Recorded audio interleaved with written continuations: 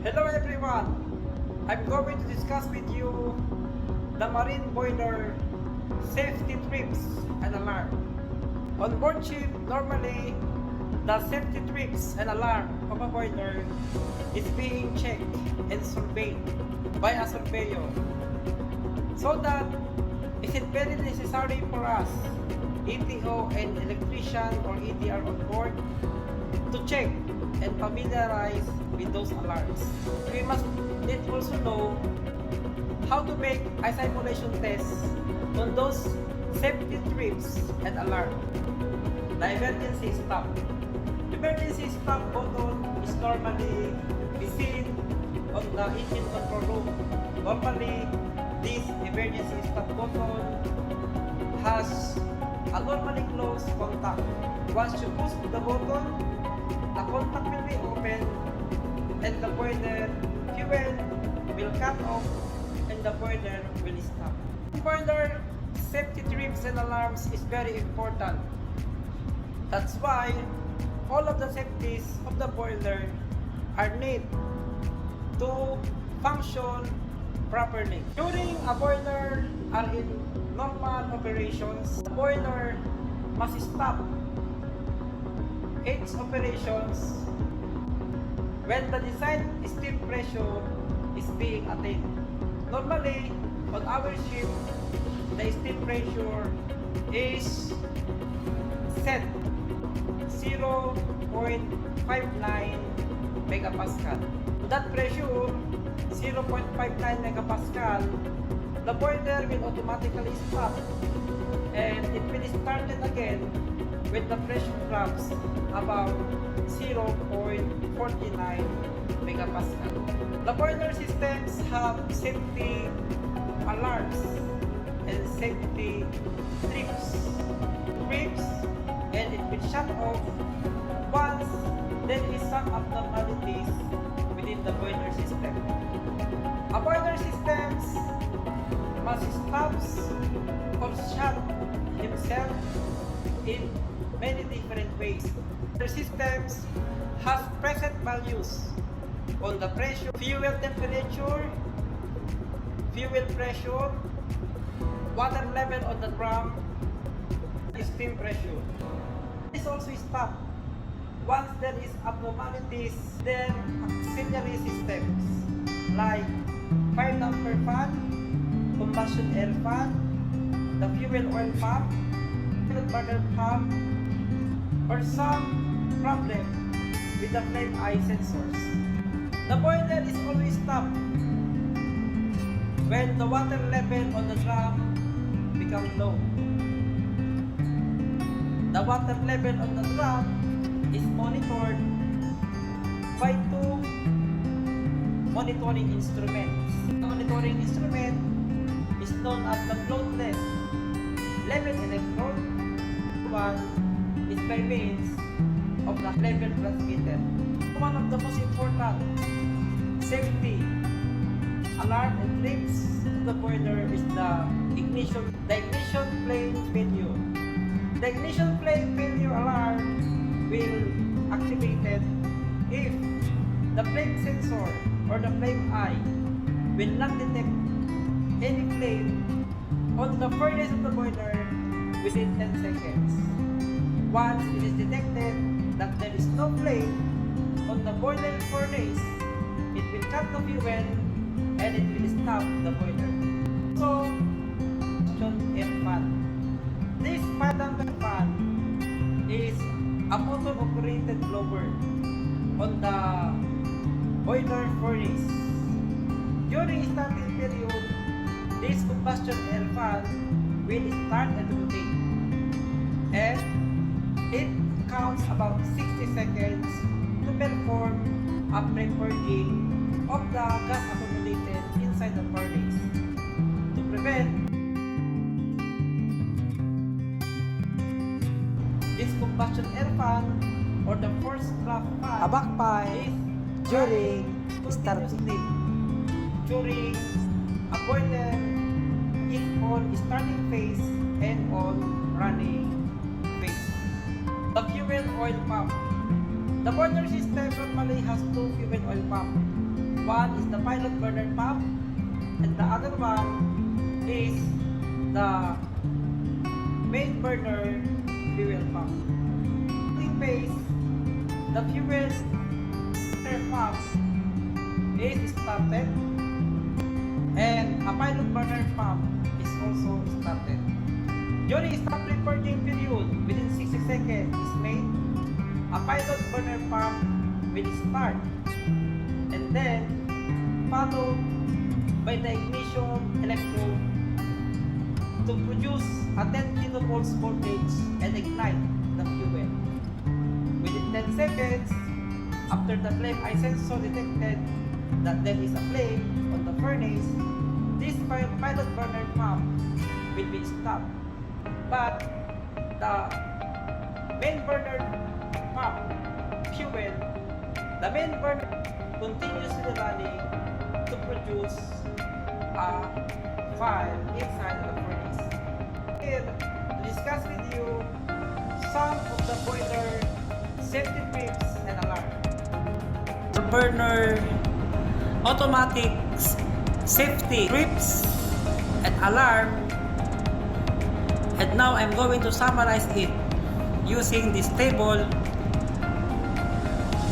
As we discussed earlier, the boiler will stop when the low oil pressure switch on the inlet side, if the pressure is less than 1.86 megapascal, by means of the emergency stop, and when the limit switch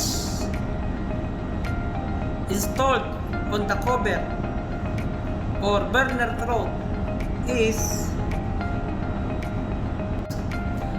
when the cover throat of the burner is not properly closed.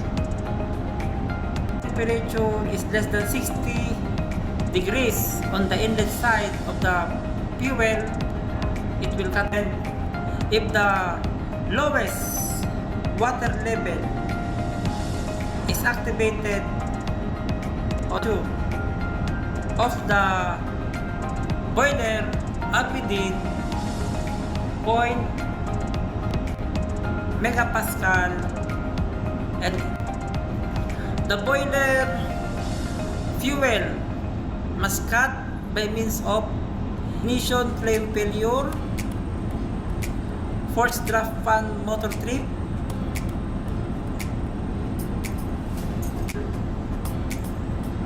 both in automatic or in manual,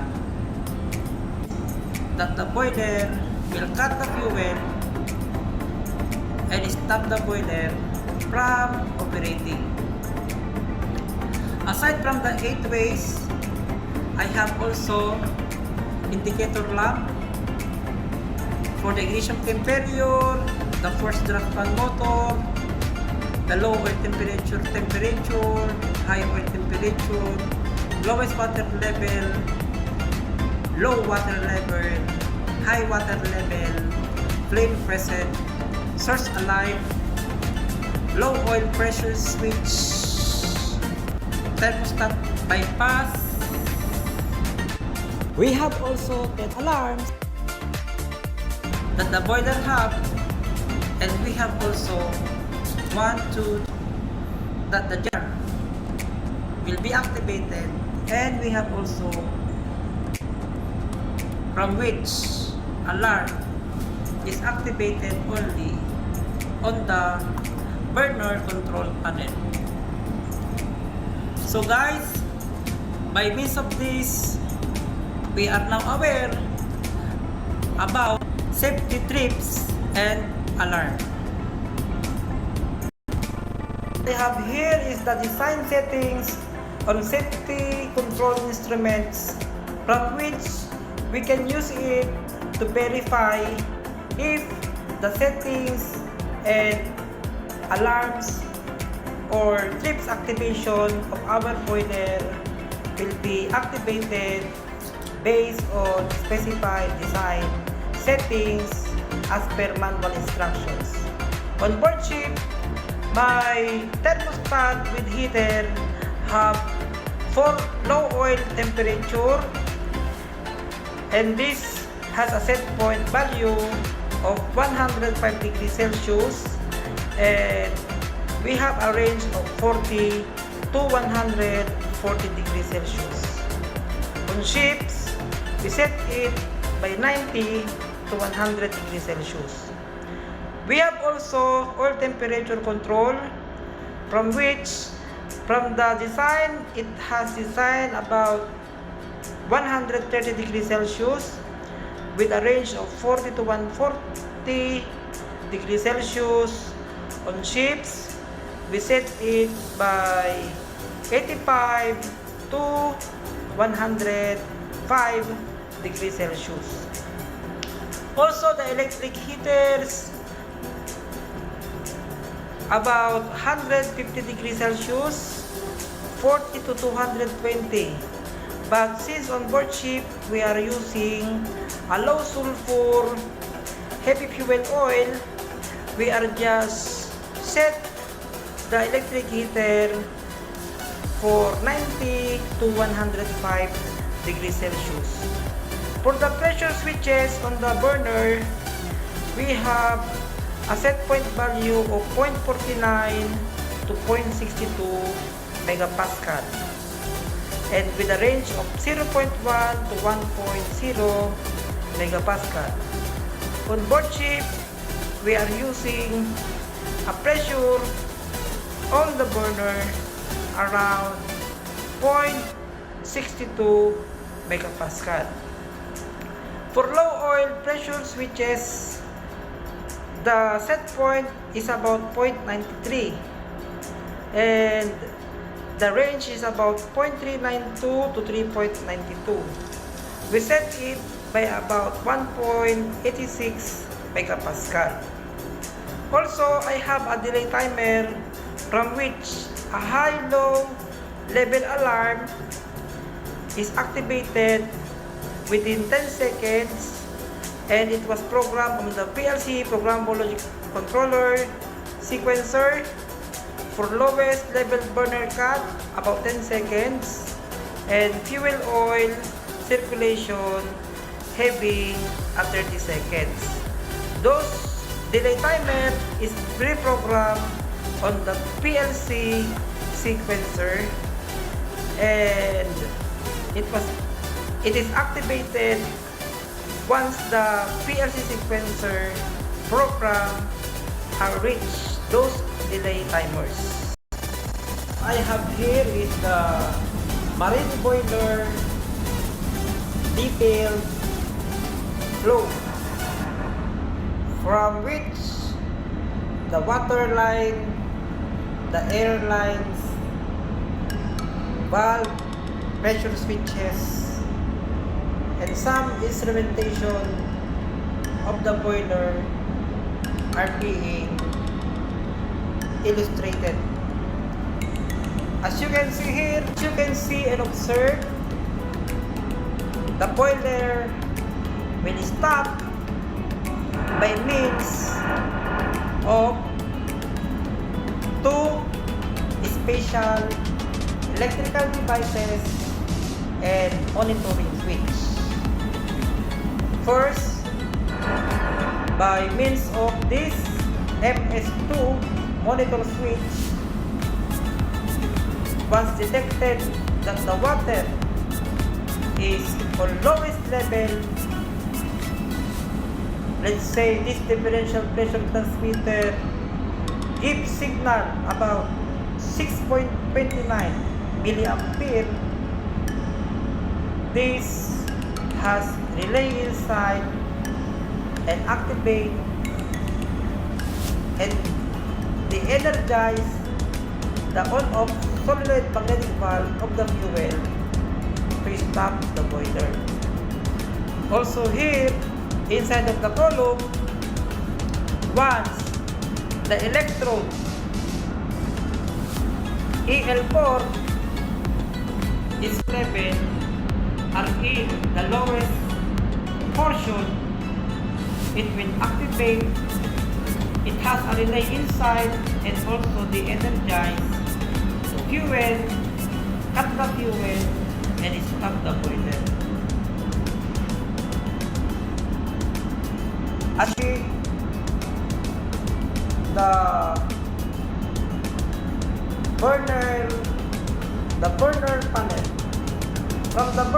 panel, there is a monitor switch 1 and there is also a monitor switch number 2.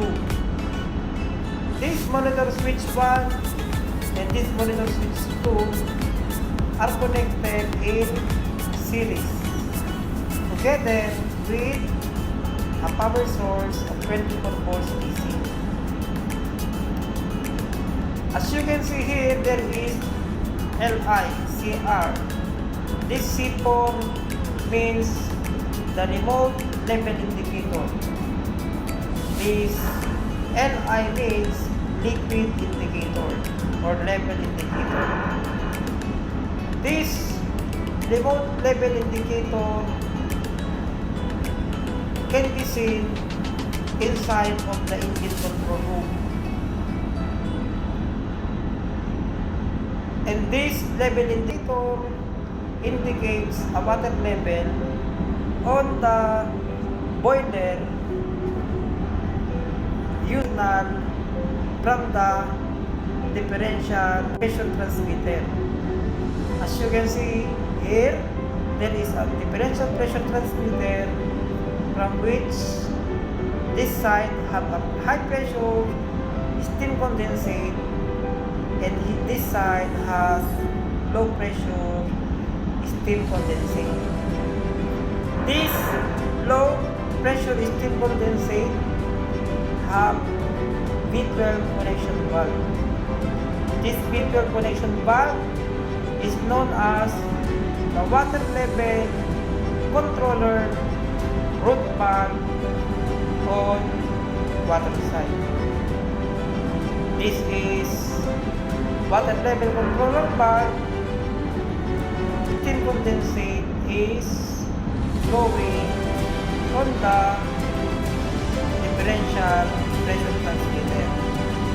Here, the valve from which you can open or close. Also here, a valve from which you can open and close.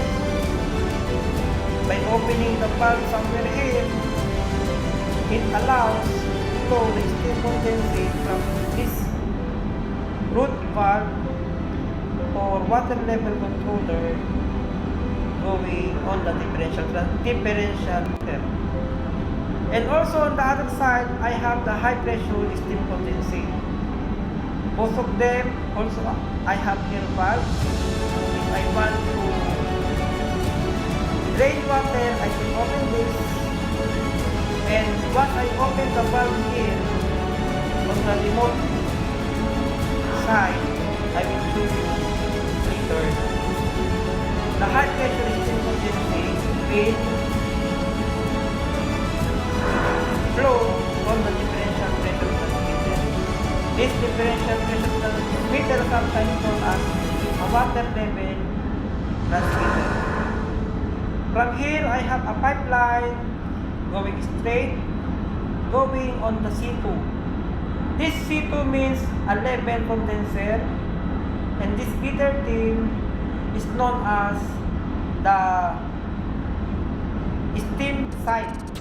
This is the valve from where you can open or close. Since this is the steam, this is my high pressure. By means of condensate, the steam will go on the differential pressure transmitter. This differential pressure transmitter is installed on the boiler side. This level indicator is installed inside of the engine control room. In this, monitor switch 1 and monitor switch 2 are installed in a burner panel or the boiler control panel. The LS1 is switch. This is responsible to switch on and also it start the pump off when the water level on the boiler column are on desired level. MS2 MS2. This MS2 known as the monitor switch number 2. This is the responsible to indicate that the water level on the control load on the lowest level. Once this detected that the water level on the boiler column are in lowest portion, this will automatically deactivate the on-off solenoid magnetic valve, and the fuel will cut, and after the fuel is cut, the boiler will stop. You see also the details of this section from meter pin, steam condensate, going on the differential pressure transmitter or water level transmitter, going on the water level indicator in the engine room with a source of 24 volts and monitor switch 2 and monitor switch 1. The details of this are shown here. As you can see, here I have the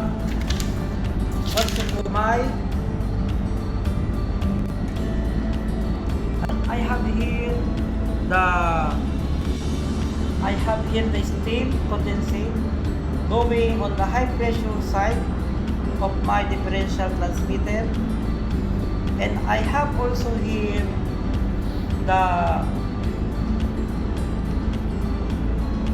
low pressure steam condensate going to my low pressure steam condensate. See the valve. Those valve, this is normally open and this is always closed. If you want pressure transmitter generate a 4 to 20 milliampere value.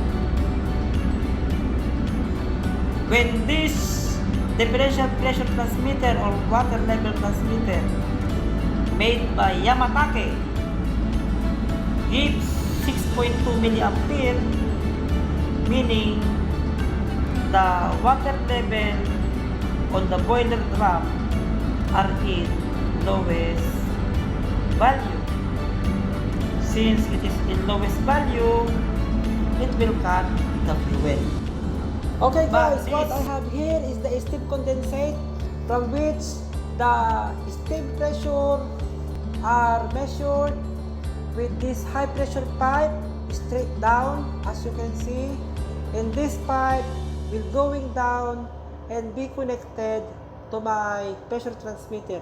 This is my low pressure steam condensate and going to my pressure differential transmitter. As you can see, this is my high pressure steam condensate and this is my low pressure steam condensate. From up, it will goes down straight to my pressure differential water level transmitter. Okay, as you can see from top, there is a two pipe.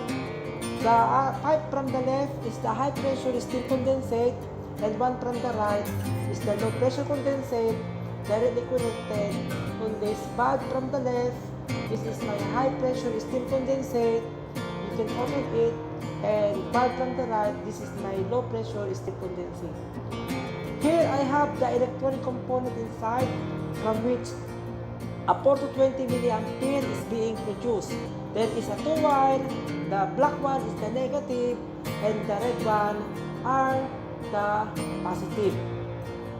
This electronic differential pressure transmitter, water level transmitter has a model of JTB920A-1E1B1 XXXX1-A2C/U2. Range about 1,150 to 750 millimeter gauge of water. Maximum working pressure about 140 kilogram per centimeter squared with a supply of 24 volts DC having an output of 4 to 20 milliampere and directly connected to this water level. This is my water level indicator made by Churuga Electric Corporation.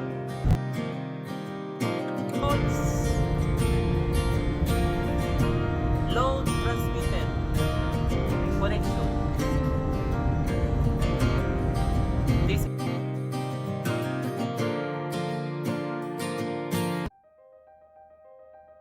level switches are consist of 4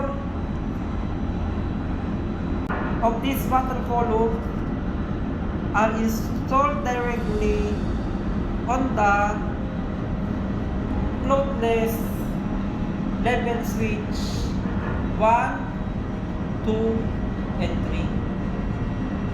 As you can see here, electrode sense the lowest level.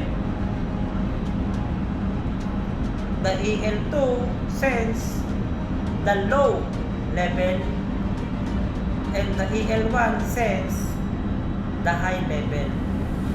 These loadless switches is used and installed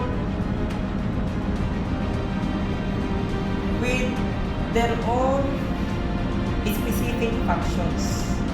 The functions of is to give alarm for the water. The alarm having high water level. FLS2 gives alarm on the low water level, and the FLS3 gives alarm on the lowest water level, and it has a special function to cut off also the fuel of the burner to stop the boiler when the water inside of the column reach on the low mark. Inside of this is the detail of my water column installed on my boiler. As you can see here, meaning when the water is level, the fuel will cut and the boiler will stop. The high water level alarm is activated. This control hub here, the EL5, the EL1, the EL2, and the EL4. And test, you can close the water column root valve on the bottom, and then you must open this. Once you open it, the water will go down, and when the water level alarm is activated, the lowest water will cut and will stop. This is how are you going to test if inside is still working and are in good condition. This is the B14 pump from which the EL1, the EL2, EL4, and EL5 level transmitted electric control column, from which those wire is directly connected on the loadless level switch. This on the designated column. Now the water level on my boiler are now in normal level. When this level is getting lower, the pit pump will automatically start so that the water will be fit in on the boiler. Okay guys, this is On my that floodless way. level switch. The FLS1 gives the high water level alarm. The FLS2 gives the low level water alarm. And the FLS3 is give the lowest water level alarm, and it will cut the fuel and stop the boiler when the water level is on the lowest level mark. On top of my boiler has a pressure switch, and this pressure switch is the one which is responsible to start the boiler when the pressure drops about 0.49 megapascal, and it will switch off the boiler when the steam pressure is about 0.59 to 0.62 megapascal. Inside, you will find a two wire, and they are using now the wire 1 and the wire number 2. This terminal 1 and 2 is a normally closed contact. It will open when the steam pressure will be about 0.55 megapascal. Here I have three scales, 16 to 140 psi gauge, and another scale is a bar value having 1 to 10 bar, and my third scale is around 100 to 1000 kilopascal. As you will see here, there is a two set point from which you will find the pressure switch is being set around 5 bar or 0.5 megapascal. On the other scale, they are set it by 500 kilopascal. So, the steam pressure now is around 6 bar or 0.6 megapascal. Here are my OBS2 185-23 boiler, from which a design pressure in megapascal is 0.69, and my normal working pressure is about 0.59 megapascal. Having a 0.59 megapascal, a pressure switch will be activated and it switch off the boiler. On top also, I have a pressure transmitter. This pressure transmitter reads about 0 to 1 to 5 megapascal.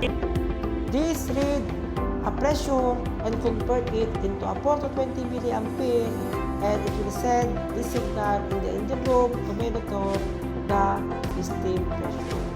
This is my actual pressure transmitter, from which this pressure transmitter have a supply of 24 volts with an output 4 to 20 milliampere here, and it is connected within the boiler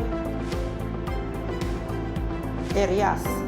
As you can see inside, there is a two wire, a positive and negative, where a 4 to 20 milliampere value will flow, and inside have electronic rheostat.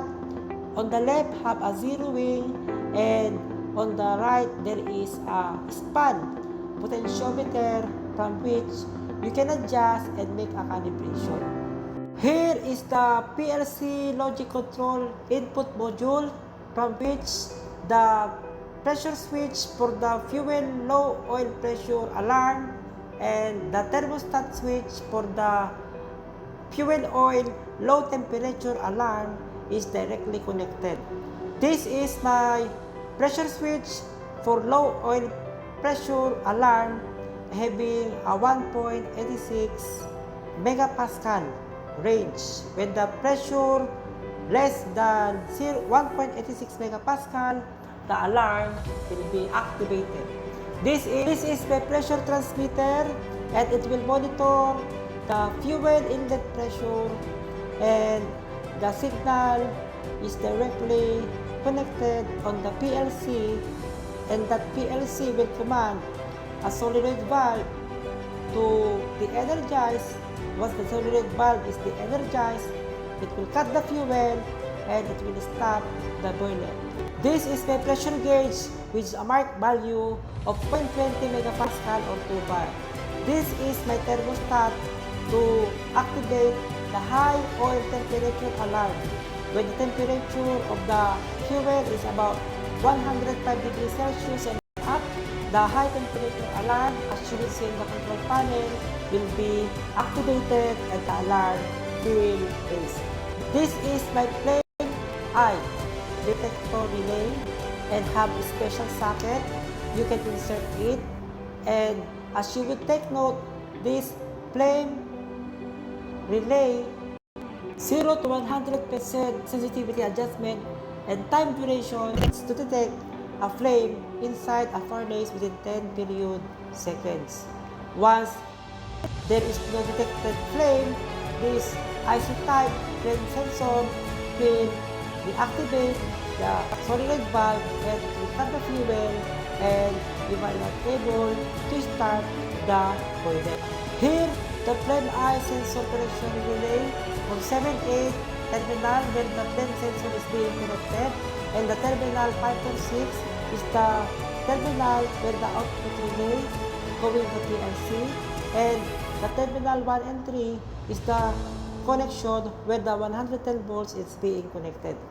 As you can see here, I'm going to test the flame eye by closing it by my finger, and you will see a green light flame present on the control panel illuminated. When I close, this appeared the flame present green light on the control panel, and once I open it, it will activate the flame present on the control panel. This is how I am going to check this flame sensor, and as you will see, this flame sensor has 2 wires. This 2 wire is directly connected on the flame detector relay. Now I'm going to do a high oil temperature alarm activation simulation. I'm going to switch the mode selector switch into a manual. I'm going to switch on the electrical heater on my burner fuel pipe, and you will find a temperature will increase from 40 to 44, 95, and if the temperature will go more than the present value, I have set it by 90 degrees, we are going to verify if the alarm will be sounded. As you will find here, the temperature get rising, and about 116, the temperature, high oil temperature alarm are being activated. Is it confirmed that our alarm for high oil temperature is working properly?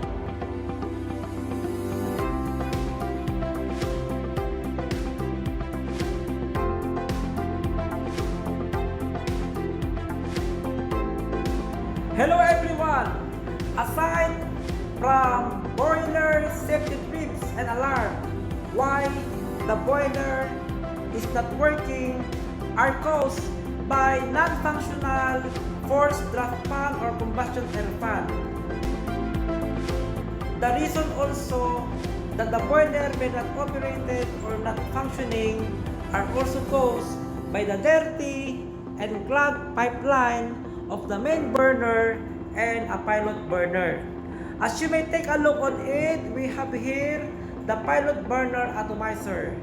This pilot burner atomizer must be cleaned, not clogged, and maintained.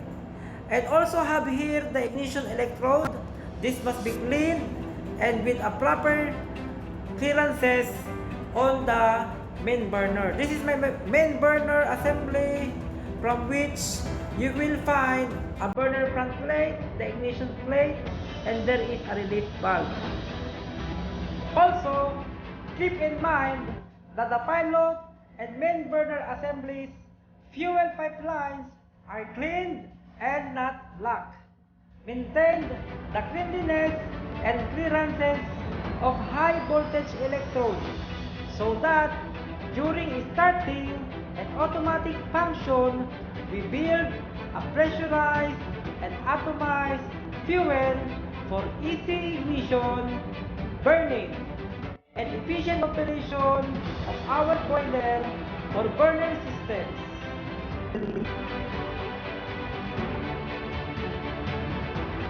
Take note also, the clearances of the high voltage electrode tips should be 4 mm in between 9 mm away from the atomizer nozzle and 100 mm from the main burner stabilizer.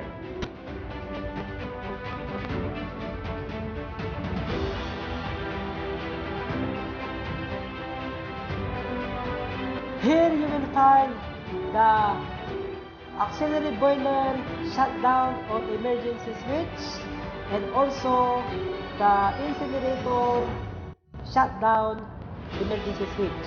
You can find it here inside of the engine control room. In case of emergency, just push it so that the boiler or the incinerator will be switched off.